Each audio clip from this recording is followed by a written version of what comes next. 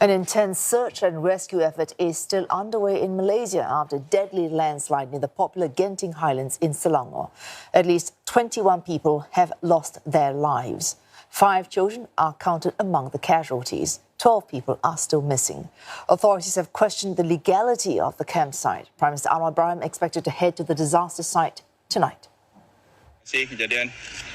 A holiday destination laid to waste.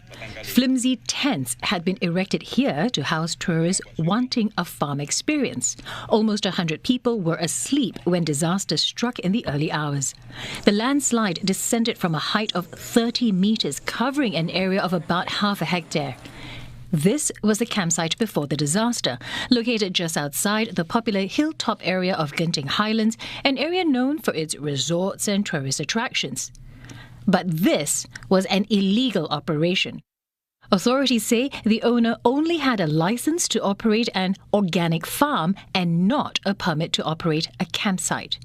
The Home Minister has ordered all camping and recreational sites in Bantang Kali closed with immediate effect. It's now a race against time for rescue teams searching for those still missing. A monumental effort, almost 400 people from several agencies deployed to comb the ravaged area. More than 60 people have been rescued. Setakat ini jumlah kekuatan penugasan kita 394.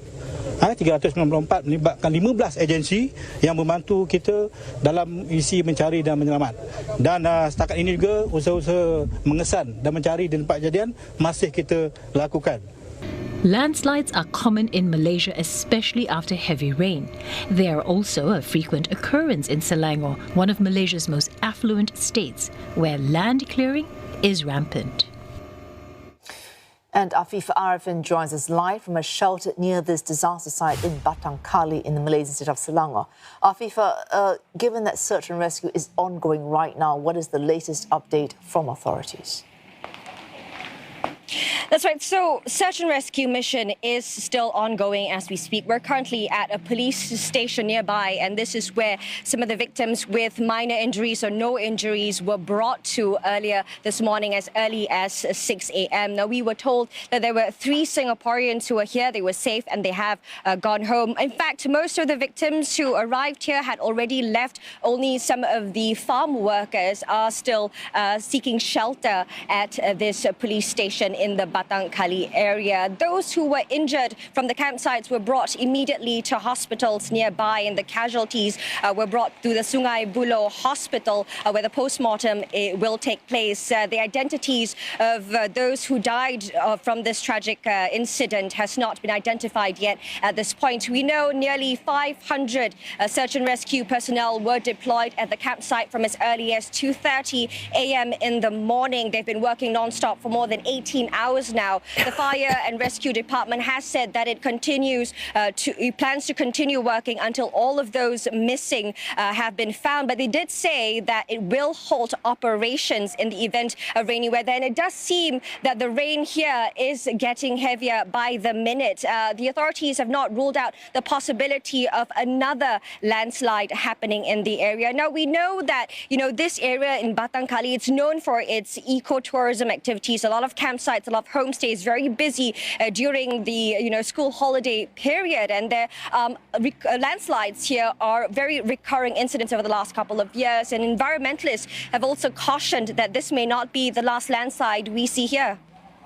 All right, Afifa, of course, Malaysian Prime Minister Anwar Ibrahim arriving at the scene later tonight. All these questions about possible illegality of the site, has there been any political reaction so far? Well, we know that the disaster and management agencies were very quickly deployed to the ground within minutes after they were alerted. It's a multi-agency effort, and so we have seen many ministers coming down to the campsites from morning. In fact, we have seen at least 7 ministers spotted at the campsite or at the hospitals. At the campsite, we saw Home Affairs Minister Saifuddin Nasution, Environment Minister Nick Nazmi, as well as local government development minister Nga Komeng. Several MPs MPs were also seen at this police station earlier in the afternoon to comfort some of the victims here and their relatives. In fact, even the opposition party PAS has deployed its volunteers to assist in the rescue operations at the Batang Kali campsite today. We know that the search and rescue operations are still ongoing. Like I said, they planned to halt operations in the event of the rainy weather. The clock is racing. We know that there are about a dozen people still missing and the death toll is increasing. So we'll have to see what the authorities are planning to do right now.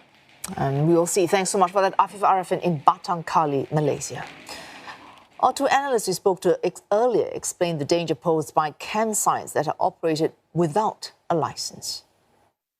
With illegal camping site like this, or the land clearance to the primary forest does not come with a proper mitigation or structure measures to the slope that has been cleared.